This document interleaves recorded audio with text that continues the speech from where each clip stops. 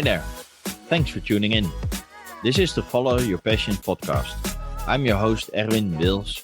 I'm a mindset and business strategist and founder of Millionaire Life Strategy. In this podcast, I'm interviewing my clients and other entrepreneurs that are following their passion and make a good living out of it. When you want to know more about me or what I can do for you, check out my website, millionaireLifestrategy.com. But first, check out this episode of Follow Your Passion.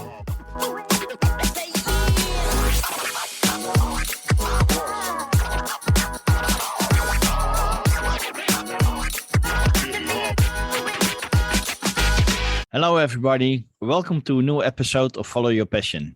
Let me introduce my guest of today. His name is Steve Levine. Steve spent 20 years in the commercial alarm business, building a successful residential and commercial alarm business company, yet something was missing. He was very supportive and passionate of the green movement and wanted to add value in that area.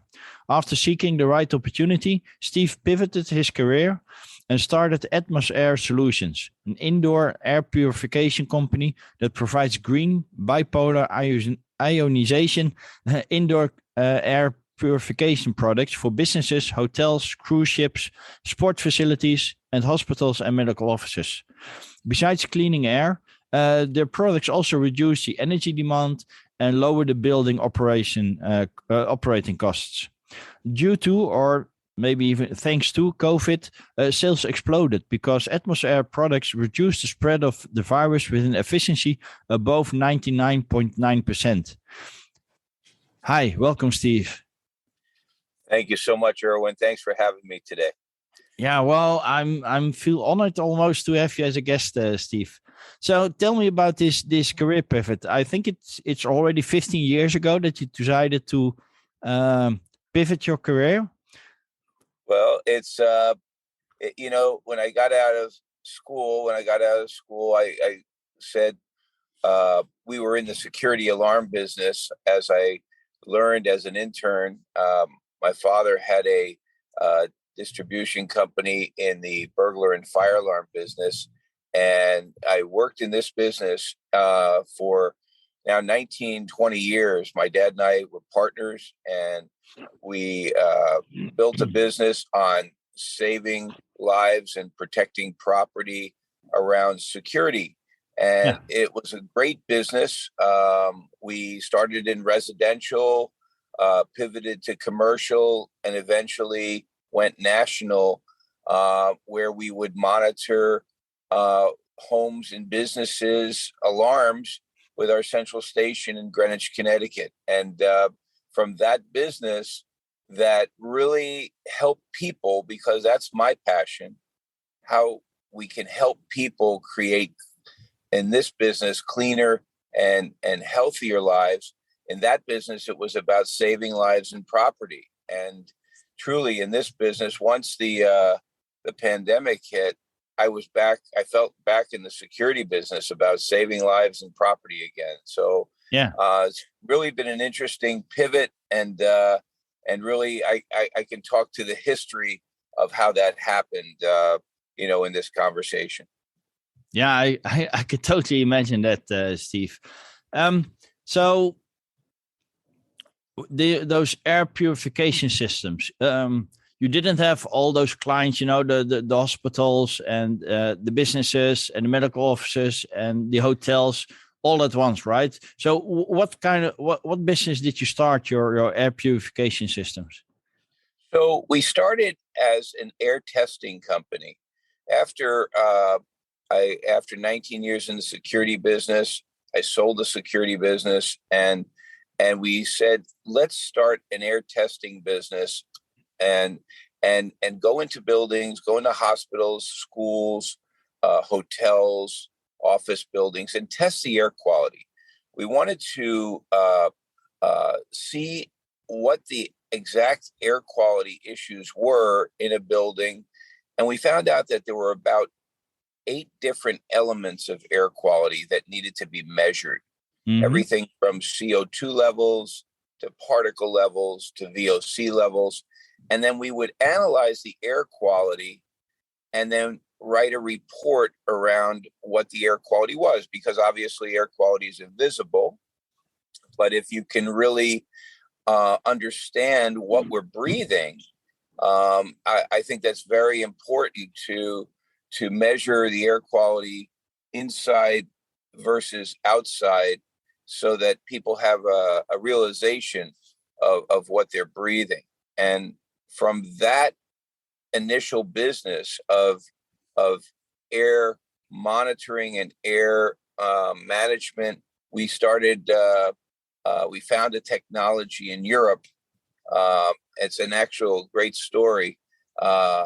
We found this technology in Europe after looking at all the different technologies around, and this technology actually takes out of the air everything you shouldn't be breathing. And we branded this technology AtmosAir. Nice. It triggers something inside of me that you don't hear that much anymore. But back in the days, you heard something like sick buildings where people were going to work and they actually got sick in the building.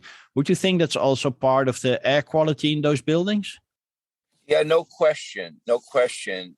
What the government says, and really around the world, the air quality in buildings is much worse than the air quality outside. Even in some of the worst areas around the world, the air quality inside, because of carpet and machines and people, is not efficacious. It basically is all these particles and things like that you can't see, even down to mold spores. So this sick building syndrome was people that were realizing that when they got to work and were sitting in those type of environments, that they actually felt sick, and the term sick building syndrome arose. So this is what I guess started people really understanding what the air quality and the environmental quality was like, inside of a building environment. Yeah, and it actually makes sense, because I think most of those buildings also didn't have windows that could open, so you couldn't let the fresh air inside of the room. Indeed. Absolutely, it's all about the air ventilation. You have to have good movement of air, good ventilation. The way our technology started, believe it or not, is Einstein's sister got sick with tuberculosis, and she was told the best place to get better, feel better, was at the top of a mountain. So she went to the Alps, and she was at the top of the mountain. Yeah, everybody understood that there's always a cleaner, healthier air. Well, Einstein wanted to understand why. Why is the air so much better at the top of a mountain than at sea level or even inside of a building? And he found out that there was a natural process going on at the top of the building, a process around conductivity, and what was creating this conductivity at the top of a mountain were these negative and positive ions. And so he developed this theory. He measured there were so many ions at the top of a mountain, but then as you start coming down the mountain, the ions were depleted because of pollution, because of emissions. And when you got down to those larger cities, the ion content was basically nil. So Einstein's friend that went to university with him, Conrad Habicht, he actually developed a tube that would create these ions. And after World War II, they started to commercialize this tube and put it into very odorous environments, airports, commercial buildings, areas with fumes, and what these ions tend to do is they attach to particles and spores and make the particles bigger and heavier, so that they're much easier to pull out of the air. So it was really an unbelievable technology. And this is the technology that we found. And we got our arms around the technology. Probably didn't know what we had in the very beginning, but we wound up acquiring this technology and bringing it over to the United States. And this technology would complement our indoor air testing business. And that's actually how the business started to come together. Nice.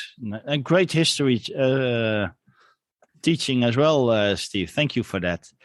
So, sure. And then the pandemic hit, with the COVID, the virus, an airborne virus, so to speak. Yeah. Were you immediately triggered that your systems could add something to that pandemic?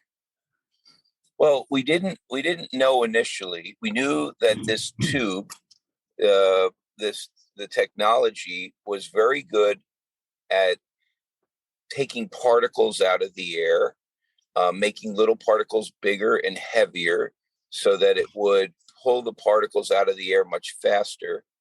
We knew that it was very good when it came down to taking odors out of the air, because when you ionize an odor or a VOC, it would break down the odor into carbon dioxide and water vapor.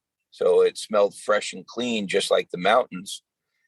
And we knew that it had an effect on things like neurovirus and staph, because we tested this over the years, but we had no idea that it would have an effect on coronavirus. So we actually sent the technology to a group called Microchem, which is an FDA and EPA approved lab. And we said, test this, because the virus came and people wanted to know if our technology would have an effect. And when the results came back, it showed that we reduced the coronavirus by 99.92% inside of 30-minute time frame. So wow. that was revolutionary for us. And once we got that message out there, everybody wanted this technology. So it was a very powerful message. And that's why I meant in the beginning, we didn't know what we had initially. We didn't know we would have a technology that one day might change the world and really help people create, these cleaner, healthier environments, because this probably won't be the last pandemic. There'll be potentially other issues, but this is a proactive technology that can really attack contaminants and even on the virus, these little protein spikes, when the ions penetrate the virus, actually poke a hole into the virus, it deactivates it. So it's very powerful. Oh yeah, I truly believe that. And it's also wonderful how you explain how it's actually working, those ions attaching to the pollution, so to speak. And hearing this, you could consider the virus as well as some sort of pollution in the air, so that it becomes heavier, you can filter it out. It's amazing how they discovered that and how you were able to use it for good force, so to speak. I remember that one of my business coaches once said that when you're growing your company, you have to think of a lot of things, to imagine what would it mean if your company would get 3 times the number of clients. Would you be prepared at that? When the pandemic hit and the word came out that your solutions, your products were actually what you said, proactive, helping in controlling the disease, the spread of the disease. I think your company grew a little bit more than 3 times its turnaround and sales. But how did you cope with that explosion, so to speak? Well, it's all about, I feel it's all about surrounding yourself with great people, right? Because no one business is all about one person. It's creating this team. It's making sure that everybody is pulling on the same side of the rope as a team, and it's surrounding yourself with people, I think, smarter than yourself, that are expert in the different disciplines in a business. Yes, we can educate the marketplace, but you have to have a great operations team, to execute. You have to have a great service team, to have that sense of urgency, to be on top of the installations, and then a great finance team, to help keep things together. We grew initially in that first year over 800%. Wow. I mean, so it was really off the charts.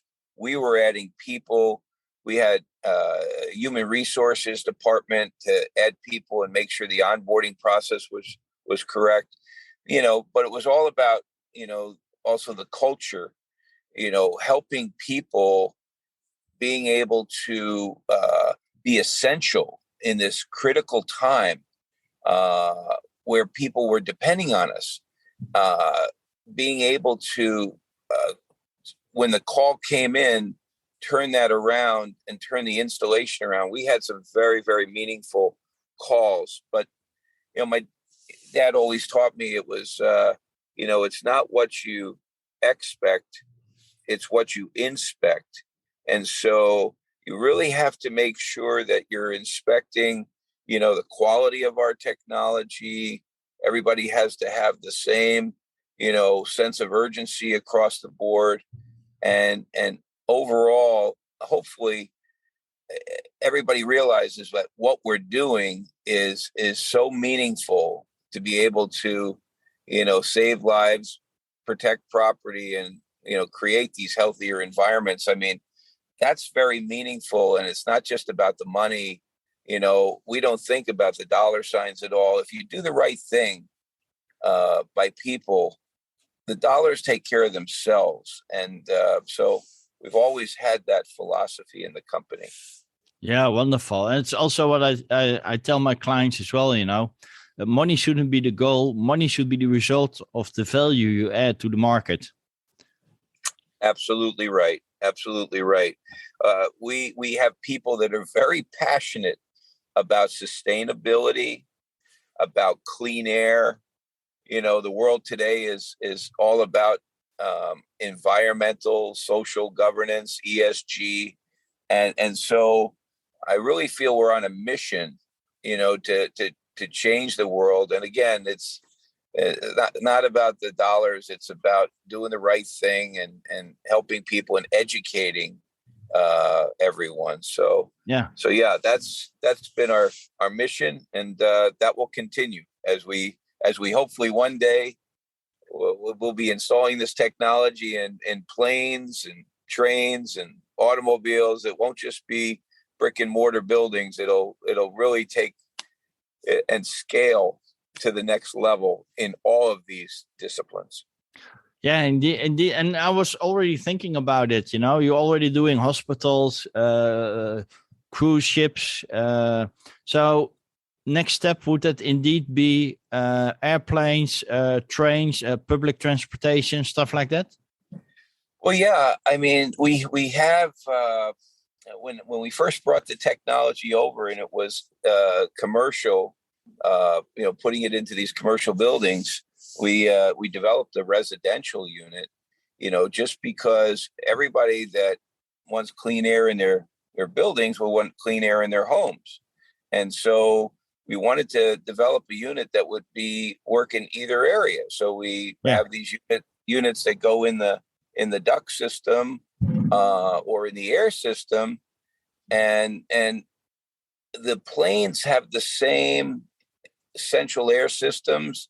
The transportation vehicles, have the same buses and trains have the same vehicle central system, and so do cars. When you turn on your air conditioning system in your car, if you had this little tube that would create the ions that would get pushed out by the fan, you would really be able to clean up the air inside of vehicles as well. And so we've done this. We just, we haven't focused on it as much as we have bricks and mortar, but I believe we can put the technology inside of any air system where air would be moved.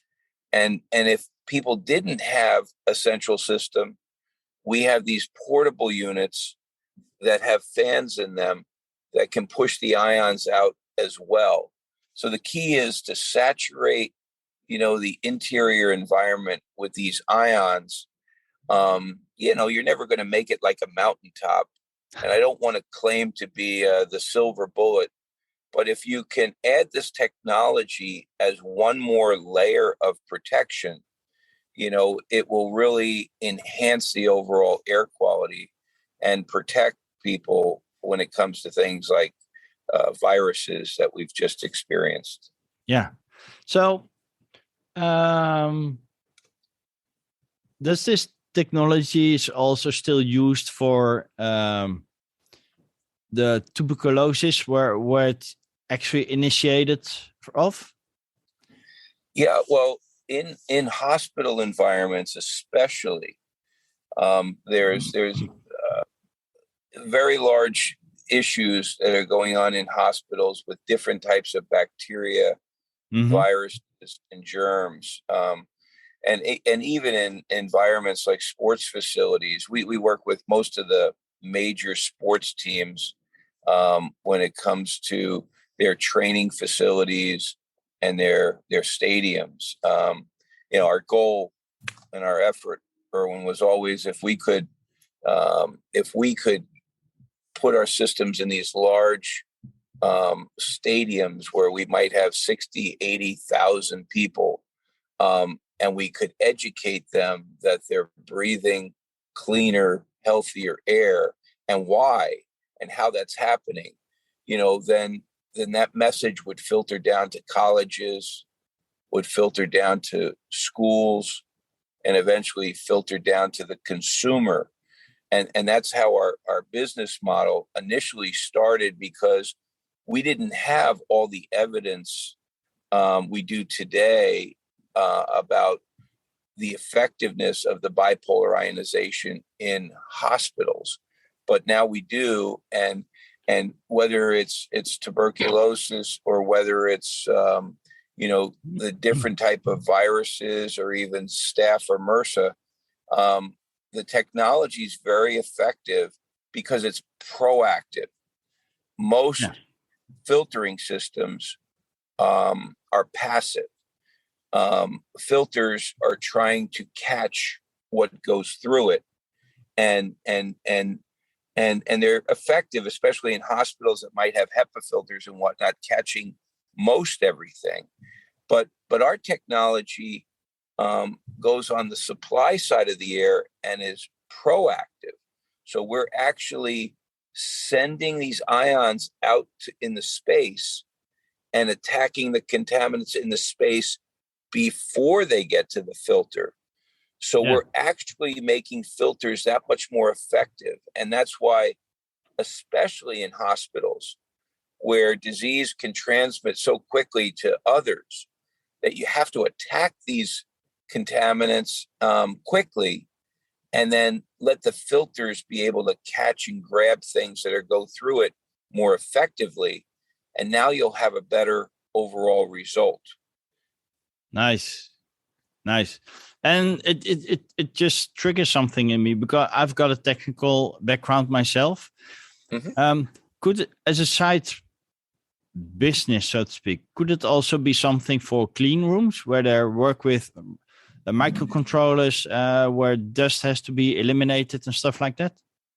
Yeah, so clean rooms, and we do a lot of business in data centers, where dust and small particulate, is really got to be filtered out of the air much quicker. So adding this into those type of applications, even down, when you look at a particle that's floating in the air and the sunlight hits it just right, you can tell that that those particles, you can see them. Those are what we call PM10 particles, because you Mm-hmm. can see them, but it's the ones that you can't see, the PM 2.5 particles or the PM 1.1 particle. The ions don't distinguish between particles. They bind them together. They make them bigger, heavier, so that they're easier to filter out of the air.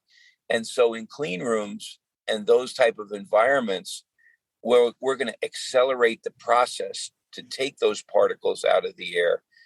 Also, the ionization process, because we're delivering a specific type of ionization, we call it dielectric barrier discharge, DBD, bipolar ionization.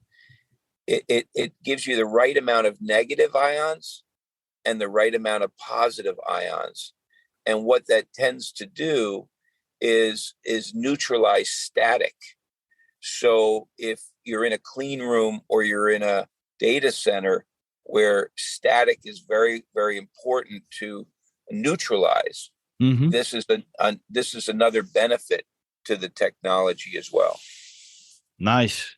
So what I'm hearing is that the opportunities are almost endless, Steve.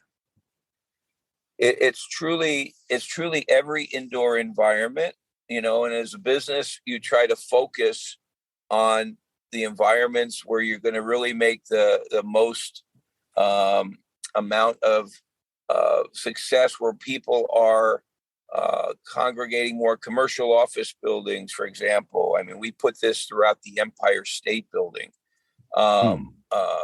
We put this throughout large corporation headquarters. We've done, like you said, cruise ships. When the pandemic happened, one of the biggest cruise lines, Norwegian, came to us and said, "We want your system throughout our ships to ensure this additional layer of protection." So it's endless, whether it be a small office space where you're a tenant in an office building, to a complete hospital, to even a hotel room. We're working with some of the larger hospitality companies to put this inside of their individual, what we call fan coil units or heat pump units. These are air conditioning systems within a 300 square foot hotel room. So when people check in and have a hopefully a good sleep experience, that they're also breathing this cleaner, healthier, atmosphere, in the process. So whether it's a smaller, 300 square foot facility, whether it's a large 1,000,000 square foot facility, the technology's been able to scale, and we've been able to adapt to really all facilities,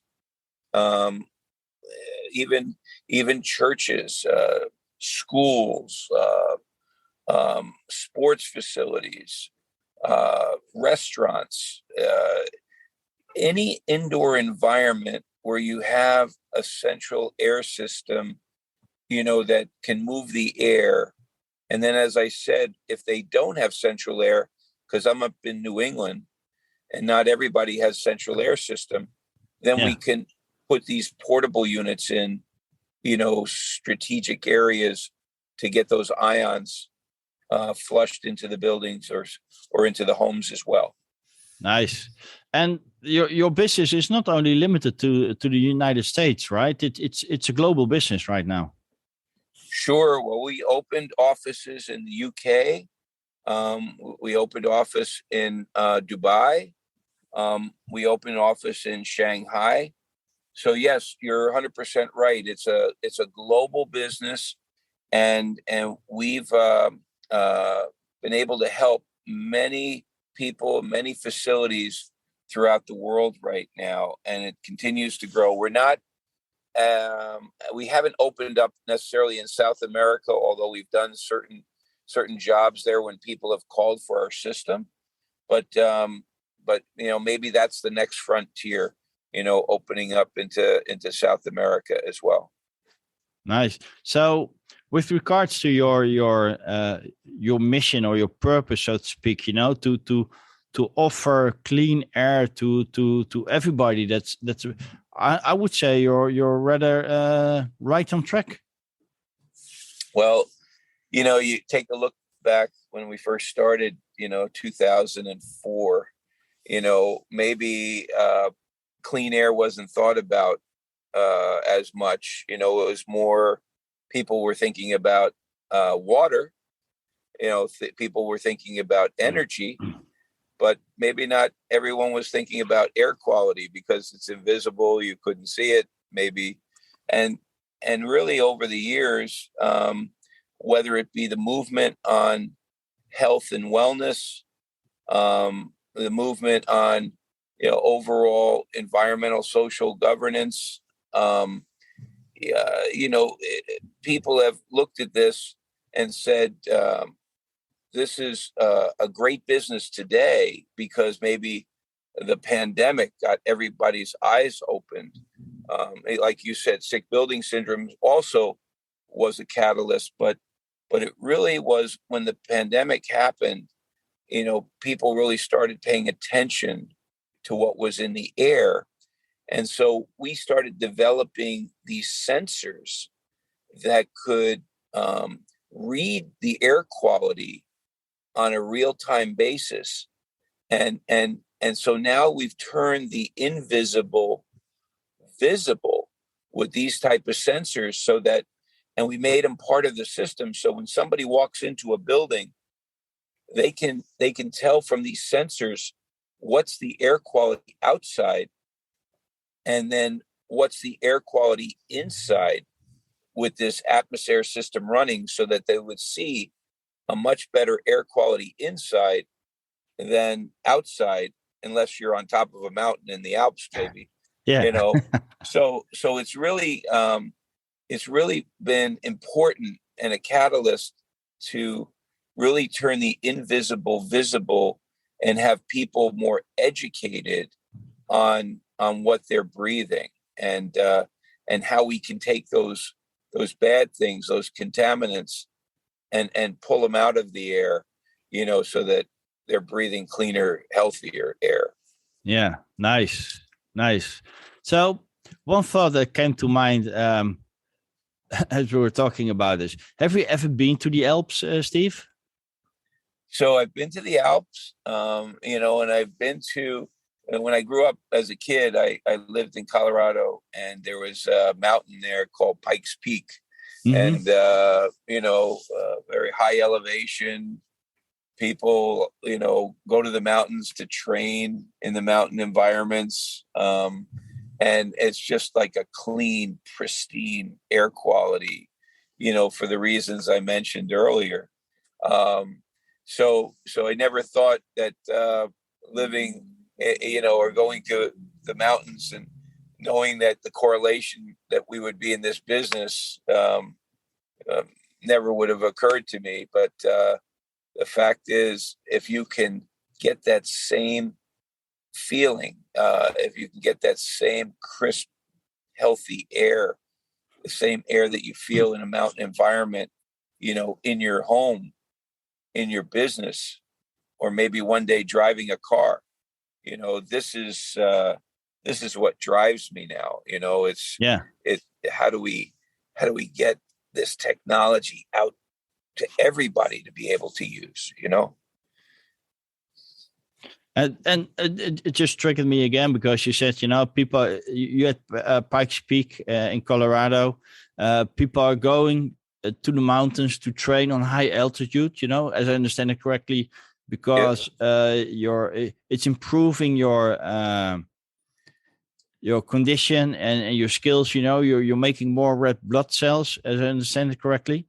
But does it has to do with the altitude? It's also to do with the air, the clean air. I believe, people were sent to the mountains, that would have health issues.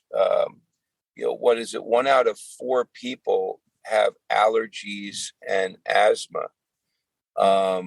So it's really important for them, that we take all these, contaminants out of the air, especially the particles, especially the spores. I think that's really important. When you're in the mountains and you have this natural conductivity of these ions, you don't have the dust, and you don't have the spores, because these ions are more prevalent. There's such a thing as an ion meter, where you can measure the ion content at the top of a mountain, just like you can measure it inside of a building. And again, if you can take those and capture those ions that are at the top of the mountain and infuse them into your building, yeah, it's not going to make it like a mountaintop, but it will change the composition and make it 3 to 4 times more ions than maybe the baseline was.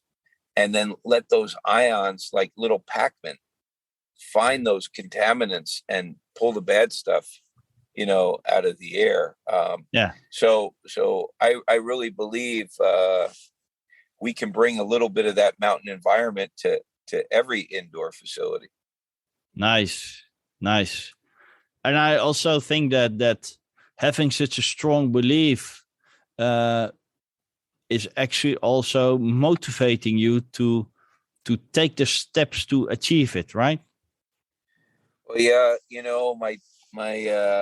my dad taught me early on, and I kind of live by certain principles, right? I have Mm-hmm.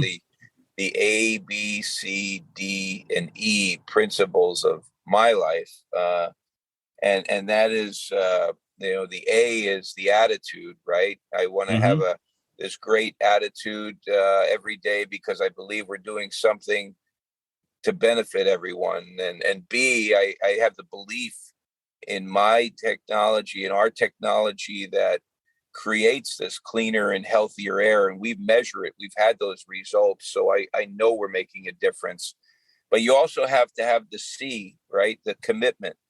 If you wake up every day and you're committed to making a difference, and they have to have the D, right? You have to have the discipline to see the commitment through. You can have all the commitment, but if you don't have the discipline every day to see it through, and then E, the enthusiasm, right, is Mm-hmm. contagious. And if we can bring that enthusiasm with what we do, I've always told my kids, if you can find something that you really love to do, where you can make a difference, in your work environment, that it's not really work. It's just you have that passion, and you don't have to love what you do like I do. It will help, but at least like it. If you don't like what you do, then you should find and do something else. So Yeah. I've actually found a love for helping people and making a difference, whether it be in my first business, in the security business, saving lives and protecting property, or in this business, creating cleaner, healthier air quality for people to breathe. And maybe now with the pandemic, we are saving lives, and back in that same business. And I I really think we're making a difference out there. Nice. And those are some great values you shared with us, Steve. That's wonderful to hear. And I believe that if you have those principles, those core values, and you can share with your team members, and everybody aligns with that. You don't have to have the same values, but at least when they align with it, then you're building long-lasting relationships with your partners, with your employees, and it's wonderful to build a business based on that. Well, and people catch that passion, as you say, or that enthusiasm for what you're doing, and people, especially in air, become very proud that they have the best air quality, and they've been able to bring that to their associates. I agree with you 100%. It's all about relationships. We want to create those great, long-lasting relationships, and the way you do that is by bringing your message across. To me, I live this every day, so I want to just spread the word about the technology. But every day we're creating these new relationships. Every day we walk into a new opportunity, and I've created so many friends that want to help spread the word, and we have a great team at the company that is growing every day to continue to spread the word. It's there's no ego here. All I want is for people to understand that we can bring this technology to help so many, and truly, I tell the company every day, we're changing the world. So we just have to keep bringing that message and bringing that passion. And then when customers experience it, they really feel it and see it and want to tell others about it. So yeah, it's really it's incredible the position we're in right now. Yeah, and it's wonderful to hear that, Steve. It's almost like you've created a community, a movement that's taking this to the next level. Well, I guess you can look at it that way. Yeah, I mean, it's a my people say that water. You need water to live, and obviously you need air to live as well. But really taking it down to the level of creating the best air quality. Back to the mountain conversation. There's a study and fact about people that live in the mountains live 3 to 5 years longer than people that live in cities. Why is that? Because they're not breathing all those contaminants and whatnot. So yeah, I think that this is important for hopefully establishing longer, healthier lives, and that's really vital today. And our people understand that, and we're trying to again just spread that message. Yeah, and it's a wonderful message, Steve. I have a feeling we could talk for hours on those subjects and how you're changing the world in a positive way. If you could share a little tip or piece of wisdom with the audience, what could it be, Steve? Well, I would go back to my ABCDE, way of life. Mm-hmm. You got to have the right attitude. You got to have the right belief. You have to be committed every day with the right discipline to carry it through. And you have to have the enthusiasm. And if you can love what you do, and find your passion, and be able to create and give that message to others, it really is a great way of life, and it's a great way to ultimately help others. And so those are the messages. I hope those are the takeaways. Yes, we happen to be in the clean air business, and we happen to be helping a lot of people, but that's what it's all about. And so find your passion and do it with those principles, and hopefully love what you do every day. Perfect. That's a great message, Steve. I hope a lot of listeners will pick up on that. So if people want to know more about you, Steve, or more about your company, or get in touch with you, how can they do that? So the company banner is Clean Air Group, We go under the AtmosAir name of Clean Air Group. So they go on AtmosAir.com. It's very easy to just log onto the website. You'll see it filled with lots of great information. So AtmosAir.com, AtmosAir. That's the best place to find us. And we're always available. We're always there to help. Perfect. Thanks a lot, Steve, for this very interesting and inspiring story, and also explaining how the technique works. It was a real eye-opener for me. I wish you all the best in the company, and let's stay in touch. I look forward to it, Erwin. Thank you so much for today. I hope you liked this episode. Make sure to check out the other episodes, because each one is filled with interesting and inspiring stories and energy. Are you following your passion as well and make a good living out of it? Contact me and you could be my next guest. Would you like to follow your passion but are not there yet? Check out my website millionaireLifeStrategy.com and book an appointment to discover what I could do for you. Don't forget to share the podcast with your friends so that they get inspired as well.